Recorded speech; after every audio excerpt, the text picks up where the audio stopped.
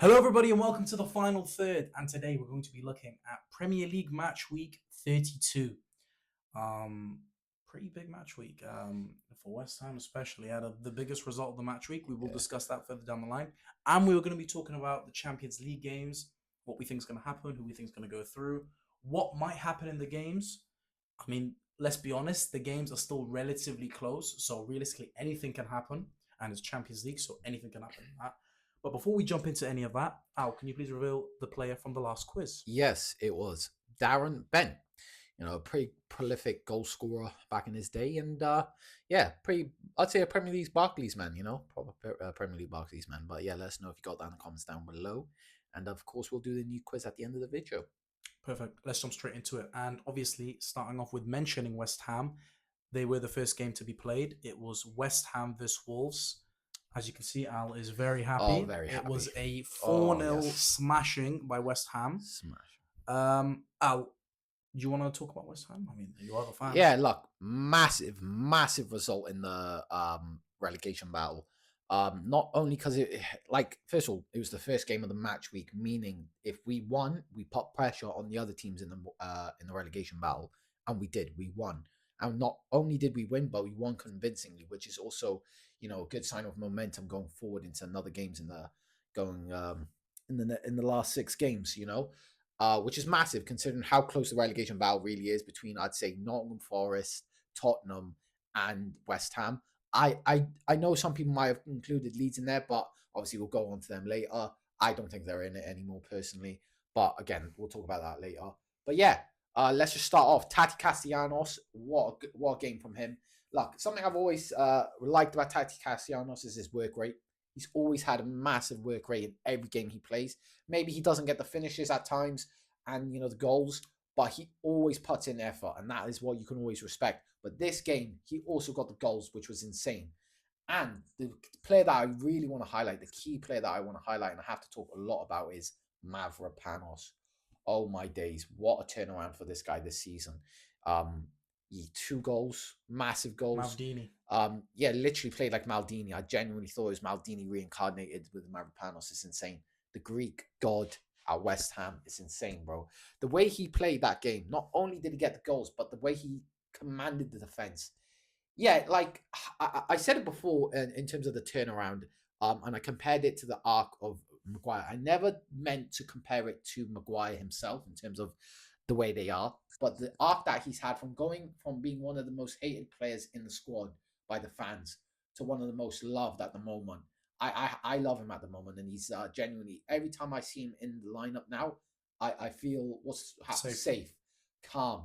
I'm not worried about the defense, which is a crazy turnaround from the start of the season where no matter who was on the lineup, I was worried. I never thought we could, defend any team. So yeah, it's a massive game for him and Tati Castellanos. Even Pablo got that beautiful assist to Tati Castellanos. And even Bowen got 2 assists. Could have technically had a third, but it came off one of the Wolves players, so it wasn't given to him. But yeah, no, massive game for us. Massive game because we're now finally out of the relegation battle zone since like the start of the season, which is nice. It finally, nice to be out of it. And so massive game, and it was a massive win for us. Yeah, 100% I agree. And obviously, this is it's more valuable than just this massive win. Confidence that your players have from this game alone. I know it's Wolves, and I know the bottom of the league, and I know they haven't been very good this season, and they will get relegated in the next 2 or 3 games. But you have gained confidence from this result. A 4-0 win is nothing to be to sniff your nose at. I don't think they've been beaten 4-0, have they? Who? Wolves this season. Not that. City at the start of the season. Was that 4 or 3-0? No, it was 4-0. Was it? Yeah. Okay. Anyway. Nonetheless, it doesn't matter. I think that win anyway just gives you so much confidence. The players that needed the goals got the goals. The players that needed to get involved in the game got involved in the game, and that's very, very important. So I feel like West Ham have built a bit of confidence where Forrest and Tottenham are not getting results. West Ham, and I said this to Ali so many times, he was getting so worried, and it was only December. He's like, "Oh, we're definitely getting relegated." I'm like, Al, you have to wait until the end of the season. Even now, there's still 6 games left. I'm not saying you're going to be safe. There's still a chance to bottle it, but you are in the position to secure safety, if that makes sense. not by a lot, but you are out of the relegation zone, as you say, and you've built confidence, and that is a Yeah, massive thing. yeah, Look at Tottenham; they have no confidence, which who will mention um, in a bit. But yeah, no, honestly, I rate the game. We watched the game together. We were live for that game, yeah, and the first half you weren't very good. Second half you yeah. locked in and After got the some great goal, goals. after the first goal, Exactly, we that's what happens. absolutely Goals locked change in, man. games. Goals change games, and that goal definitely did. So that was thanks to Mavropanos. So let's go on to the next game. We're not going to go over all the games in depth. We'll like mention all of them, but not in depth. But this one we do want to mention in depth. Yeah, Arsenal vs Bournemouth. Arsenal bottle again. yes, That's the headline. That's that is the headline. that's the headline for the probably the whole video. That's the headline for the Yeah. league. Arsenal aren't able to finish their dinner first and foremost, and aren't able to take the opportunity when they have it. To be honest, I think there's one player in particular for Arsenal that was, very bad, and it was Zubimendi. I think he was at fault for, the way they were playing, why they were playing awfully. Um, yeah, Arsenal were awful, man. I tell you what, it's not working out at all for them at the moment. Yeah. Um, and I mean, I'm not surprised. Like when you look at the training videos, what is Arteta thinking, bro? What is this thing with these edits? He doesn't help. He doesn't help the team. He doesn't help the fans when you're doing, embarrassing things in training, like putting edits, thinking that's going to encourage the players or whatever. The players are clearly nervous. You can tell the way they're playing, the way they're passing. They're not getting out that their half. It's really poor. And I said it in the last video. Their quality has dropped from the start of the season. The start of the season, you watched Arsenal and you thought, yeah, they've got this. They're dominating teams. No teams are getting close to them. Now they have been found out. Bournemouth have, even I think Iraola said it in the press conference, that he basically just did what Pep Guardiola did, and it worked. And it worked, and it just shows that they've been found out, and Arteta is clearly not experienced enough to deal with this. And yeah, it's not good at all. But yeah, I think there's the massive shift in the title race, especially with who they got to play next. Agreed. That game will be mentioned, probably not in this video. Maybe we can mention a little bit. Probably when we go on to the other team. But yeah, not good from Arsenal. But give credit to Bournemouth because they had a very bad uh stint in the season. But I believe they're on a very good vein of form. Well, kind of. They haven't lost in a while. Mm. They've got a lot of draws of late. They haven't lost. But Let yeah, me see. to be fair, Since they haven't lost since they last played Arsenal. That that's is crazy. very impressive in the league, and that was at the beginning of January. So they're in very good form in terms of not losing games. Yeah, no, honestly, they're in very good form. So where are they in the league? Let's have a look. Actually, just give me 1 second. I believe. Well, they're 11th. So I mean, there's still an opportunity to get Europe, maybe. But no, they're just playing great. They are playing great, and you just got to rate it, and fair play to them. So Yeah, that's pretty but much all massive. I think you massive covered shift the. in the title I think race. you covered the Arsenal side very very well. Also, was it Gyökeres was stinky, and blaming the flipping pitch is Oh yeah, embarrassing. that was a terrible miss at the end. Yeah, That's just embarrassing. The fact that he's blaming the pitch at his level is insane. 100%. Let's go on to the next game. Brentford vs Everton. I don't want to talk about this game for too long. It's a big game and a good result. But let's talk about one man in particular, Igor Thiago. Yeah. 1 goal off Haaland. Can he get that golden boot? I mean, it's definitely possible. One thing that helps him out a lot is the fact that he is the main man, and a lot of things go through him. Obviously, you could say the same for Haaland. However, I think the way now that City are playing, he doesn't get the goals maybe as much, unlike the start of the season. But yeah, for Igor Thiago, yeah, what a season he's having. And I mean, it just shows how good Brentford's recruitment is, because they've managed to each season churn out players like Igor Thiago. They had Mbeumo and Wissa last season. It's Igor Thiago this time. They had even Tony back in the day. It's just insane, their recruitment, and they're such a perfect example of how a club should be run. They get another good result, which helps them stay in the 7th and get Europe hopefully for them. And yeah, it's a massive point for them, especially considering it was against Everton, who are also close to them. So yeah, I think Everton 1 point away from them. So that was it's big for Brentford not to lose this. They probably would be disappointed that they didn't win, because they were It was a last-minute equaliser from Dewsbury Hall, but yeah, that was a good result. Yeah, I don't want to mention much more about it. Let's go on to the Burnley and Brighton game. Now, this one is a 2-0 win for Brighton. Kind of expected, if we're honest. I think Burnley are one of those teams that are definitely guaranteed in going down. I mean, surprisingly, Wolves could finish above Burnley. That'd be embarrassing. That would be very embarrassing because Wolves were horrible at the beginning of the season. But Brighton, they're currently 9th and they're sort of in amongst the European shouts too. So, that's a very big win for them. Obviously, they needed it. And Burnley at the beginning of the season were quite good at home, but I don't know how they're doing now. Obviously, they're losing. If I'm being honest, I still think Wolves have played better than them this season. Agreed. No, I agree. I think Burnley have been awful, but it's expected. Again, they're just not ambitious enough in the transfer window. And unlike Sunderland. So I'm not surprised that this has happened to them. But yeah, they've just been awful. But fair play to Brighton, I guess. Yeah, 100%. We give them credit. So let's go on to the Liverpool and Fulham game. That finished 2-2. 2-2. Sorry, I'm still thinking about the Brentford and Everton game. 2-0 to Liverpool. Yes. And a young man in Rio Ngamoa scored a beautiful goal for Liverpool. Now, the Liverpool fans are trying to create a debate between him and Max Dowman. Honestly, I don't think it's a unfair debate. To be fair, I don't think it's unfair, but even then, I think Max Dowman. To be fair, they both just started.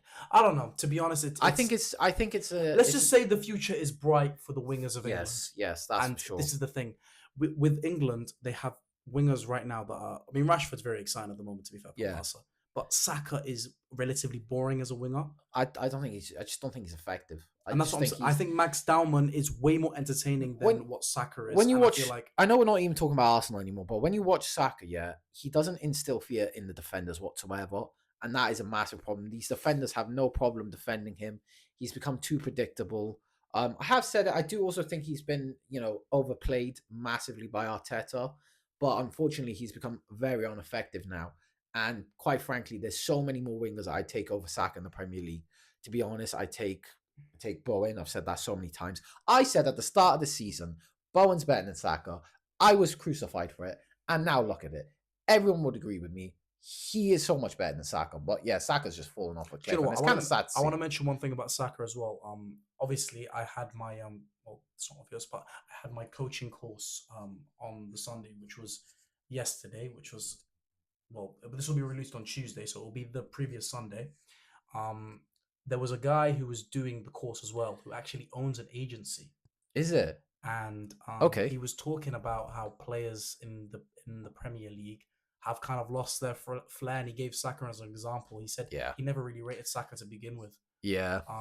The fact is he's too one-dimensional in a sense, and agreed. He's not very good. So, but that's the thing, and we'll go back to Liverpool and Rio. Literally. I don't know how we go onto that tangent, but because we're talking about England wingers, and how Max Dowman and Rio. But Ngamoa is fantastic. He's exciting. He likes to attack the defender.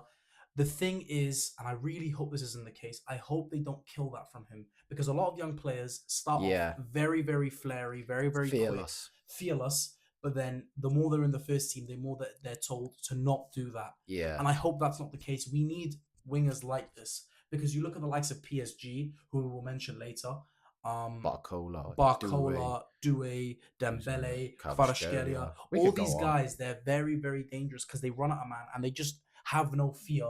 And you don't know what they're going to do. And that's the thing that Rio they don't fear making a mistake. Have at the current moment. Yeah. So I would give that to them. And honestly, that goal from Rio was really impressive. And he'll probably be, if he can keep it up, maybe a staple in the Liverpool's team for potentially sure. 15 years. I mean, bro, who are you going to play? Rio Ngamoa or Gakpo? Yeah, it's obvious. It's obvious. But also Salah got a goal, which is massive for him because it's been a while. Yeah, and it looked quite emotional for him. So it's good. And honestly, it's a very big result for them because they needed to sort of try and cement Champions League football for next season. It's a big result. Yeah, they're 3 points behind United and Villa. So realistically, they have a chance of finishing third. They have to play United. It's a big result. So we have to wait and see how that goes. And obviously, Man United play Chelsea, which is a game they probably want to be a draw out of. So we'll have to wait and see what happens. Let's go on to the next game, Crystal Palace versus Newcastle. A big win for Crystal Palace. Now, they come off the back of a big win in the Conference League as well against Fiorentina. Let's not forget that. And normally we expect them to lose after a Conference League game. But they've won, and they've beaten Newcastle, and that's a big result. Yes. and Mattel. Mateta is back. He is Boom, back, boom, and he boom. helped with that comeback. So he was Mateta in out the for room. ages, and Mateta has Officially into the room officially again. entered the room. But look, one thing I want to say is, fair play to Mateta, fair play to Crystal Palace, is a massive win. Especially, it's nice to see that the fans have kind of forgiven Mateta for the whole scenario that happened in January and the transfer that failed with him. But you have to look at Newcastle. How poor. I think personally they need to sack Eddie Howe. I think if this is the end of the line for him, I don't think he could take this team any further. I mean, a good example is what he's doing to Voltemade. When Voltemade came in and was playing at striker and was doing really good, I thought he was a good prospect. For some reason, he's trying to do a Jolinton on Voltemade by playing him in the midfield, and it's just not working. It worked with Jolinton, it's not going to work with Voltemade. And yeah, I just think he's now out of his depth with Newcastle. I think he's taken them as far as he can, and you can respect what he's done for them. Won their first trophy in so long, but he's out of his depth now, and I think they truly need to move on from Eddie Howe, and I think the fans would agree with that. But if you're a Newcastle fan, let us know in the comments if that is your opinion and what you think so far. Yeah. I mean, what more can you really mention about that game? Fair play to Crystal Palace, and obviously, like you said, yeah, Newcastle need to sort it out because they were in Champions League last season, and Yeah, now they don't look like they're gonna get any Europe yeah, at all. But let's go into the next game, and a game that involves Europe and relegation. It is Forest versus Villa. That game finished 1-1. Now, this is probably bad result for both teams, I would say. yeah. Um, Obviously, Forest needing to go clear the relegation zone, take the opportunity to push further away from Tottenham and West Ham to sort of push themselves away from that. And obviously, Villa, they wanted if they had won today, if they had won that game, they would have gone above Man United. Obviously, they didn't know that Man United would lose, which we will mention in a second. But yeah, I'd probably say a bad result for both teams. 100%. I agree. Obviously, Villa chasing, trying to get clear for Champions League, and Nottingham Forest trying to get clear from the relegation battle. I would say Villa would probably feel more, disappointed with this result, considering the way I think they conceded quite late. But yeah, no, they would definitely be disappointed with that. Yeah, 100%. But let's go on to a massive game in the relegation battle. Sunderland have beaten Spurs 1-0 in Roberto De Zerbi's first game, and it is absolutely getting worse for Tottenham, if Yeah, anything, it's and gone it's from not bad getting to better. worse. And honestly, they are one of the favourites to get relegated out of the three teams that are in and amongst It's mental. When you if you looked at it at the start of the season, no one would have probably believed you if you said Tottenham would get relegated. At There is least that get one guy close from to that it. podcast who literally said, Yeah. To be fair, so big relegation. up him for predicting that. That's crazy. But look, first of all, I don't even know if Sunderland were that good this game. I looked at the stats and I could see that Tottenham had got some shots on target at the start, but yeah, it's just getting bad from worse. Whether it's to do with the mentality of the players, are they not being able to cope with this pressure? It seems like it. They've got loads of injuries. Obviously, Kudus, Kulusevski, Madison. Now Romero is out with an injury, which is massive, I'll be out for the which rest is of the meant to be season one for of Tottenham. their best players. So yeah, I genuinely think this game might have sealed Tottenham's fate into the championship, which is insane to see. Still 6 games to go. Still 6 games to go, so I don't want to get ahead of myself because West Ham are in amongst it. But it's just insane to think that Tottenham could genuinely get relegated, and how massive would that be if Tottenham, with that stadium, were in the championship? And that's the thing. Like, realistically, you never would have thought Tottenham would get relegated, or at least in this way. I mean, if they escape, it will be the great escape, and that's the thing. That's the scary Imagine thing Tottenham for Tottenham. doing the great escape. They were in the They were in the Champions League. They just won the Europa League, by the way. Hold that, because you can have that Europa League, but I'd rather not get relegated the next season. Do you know what I mean? You know what I mean? They get relegated.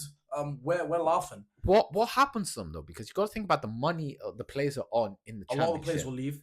A lot of players will leave. Roberto Zerbi said he'd stay even if they get relegated. That's just cap. Which is mental. I don't think that's. I think he would, because I think he signed a contract. He signed a 5-year contract. He can't. Who is going to buy his clause out? Why would he leave?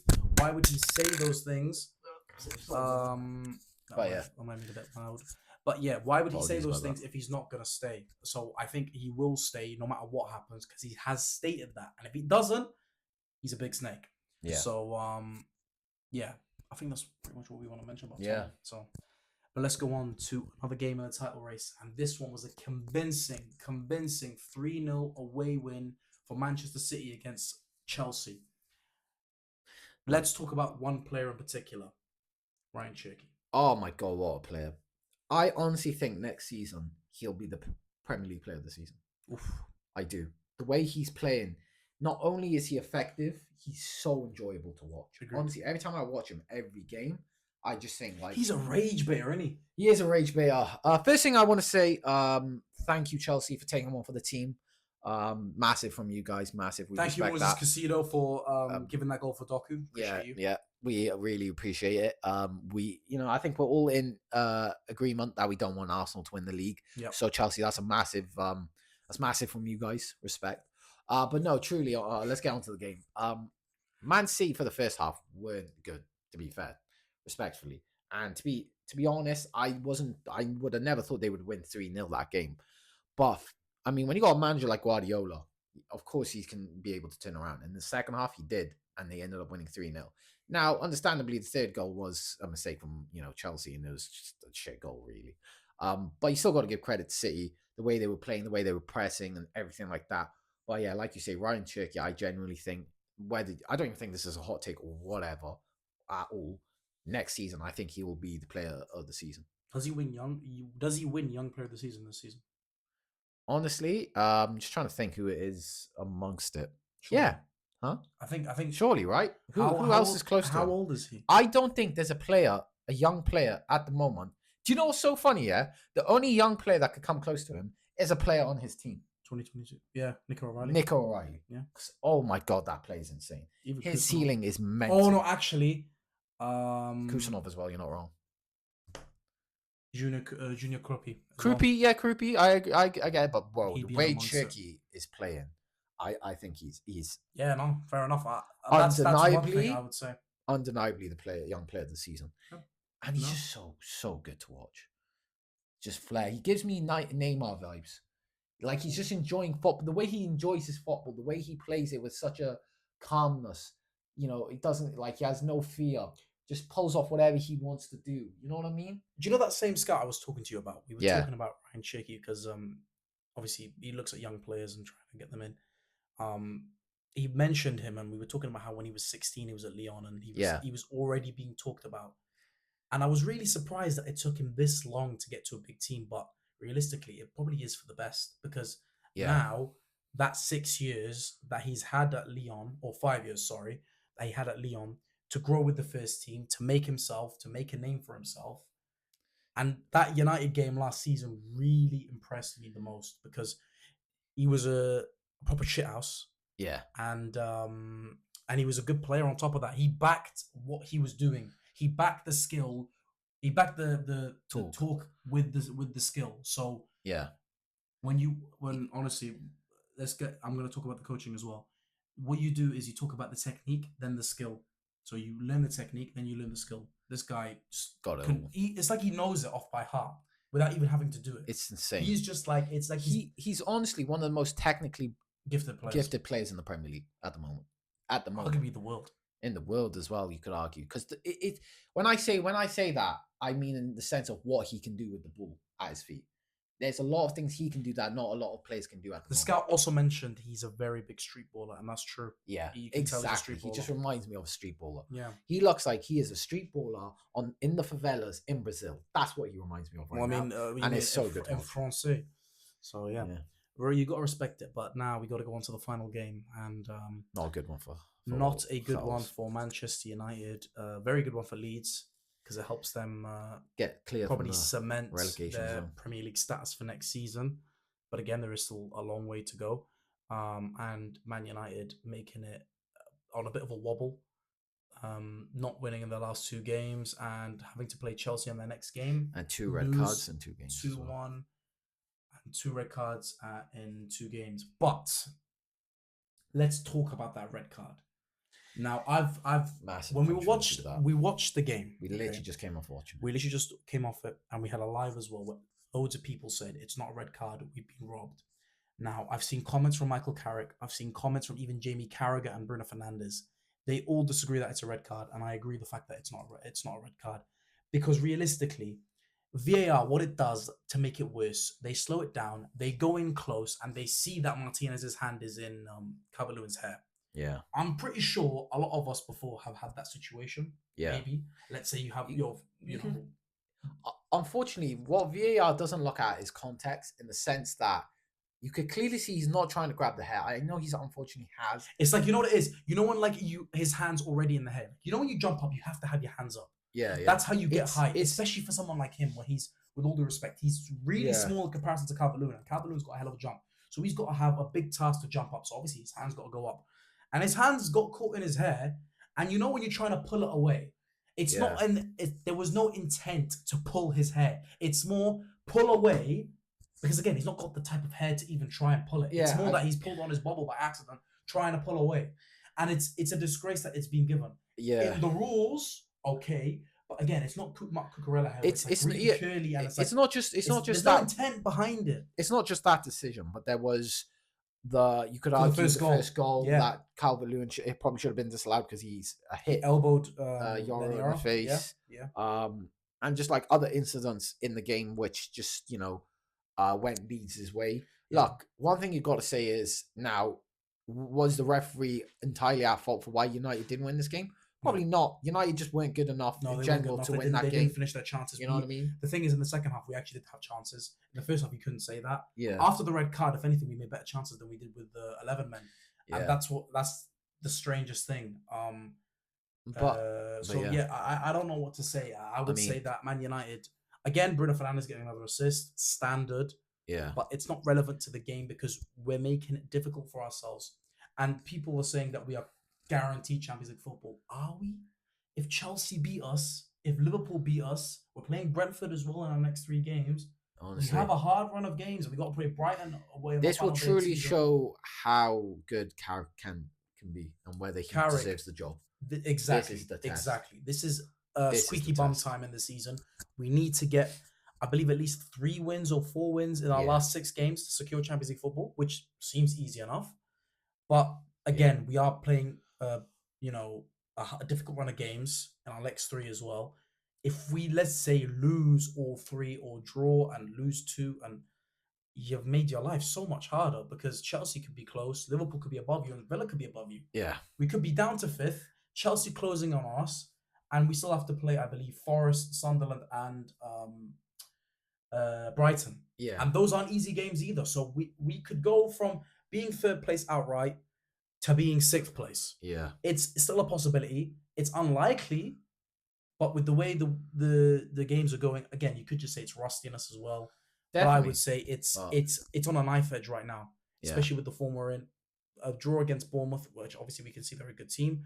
Leeds are a decent team as well. In the Premier League, you might lose to anybody, but this is a big, big test for Man United, a big, big test for Michael Carrick. Can he get Champions League football? And I will say one thing as well.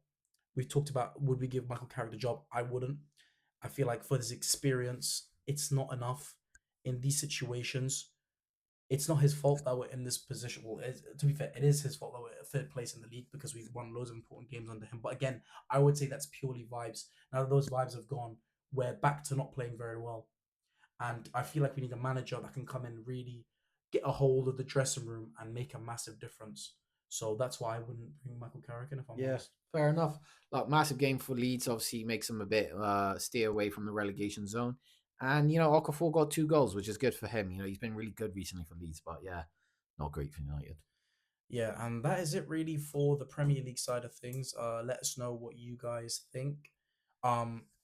Before we get onto the Champions League, should we show the leaderboard? We'll show the leaderboard really quick. Yeah. There it is.